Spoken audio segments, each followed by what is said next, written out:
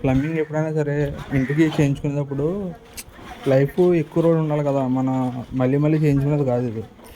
దీనికి ఏం చేయాలంటే ఎప్పుడైనా సరే ట్యాంక్ నుంచి వాటర్ కిందకు వచ్చేది ఇన్పుట్, ట్యాంక్ నుంచి వాటర్ కిందకు వచ్చేది ఎప్పుడైనా సరే గోడలో ఉండేలా చూసుకోవాలి.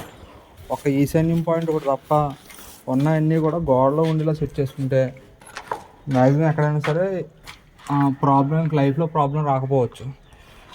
ఒకవేళ ఫ్లోరింగ్లు వేసేస్తారు కొంచెం పని తగ్గుద్దని చెప్పి, ఆ ఫ్లోరింగ్లు వేసినప్పుడు ఏమవుద్దంటే ఎక్కడన్నా జాయింట్ల దగ్గర ఎక్కడన్నా ఫ్లోర్ కొంచెం దిగిన ఈ ఎల్బెండ్ల కాడ కానీ టీ బెండ్ల కాడ కానీ అది పగిలిపోయి ట్యాంక్లో వాటర్ ఖాళీ అయిపోయే అవకాశం ఉంటుంది. మీరు మొత్తం ఏం చేస్తారు, కింద టైల్స్ మొత్తాన్ని ఏం చేస్తారు, కానీ దాన్ని మళ్ళీ ఏం చేయించాలో తెలియదు మీకు. అది ఎక్కడ లీక్ అవుతుందో కూడా తెలియదు. మళ్ళీ లైఫ్లో ఏమంటే మళ్ళీ వాటర్ లైన్ అంతా కూడా పైనుంచి ఓపెనింగ్ చేయించుకోవాలి.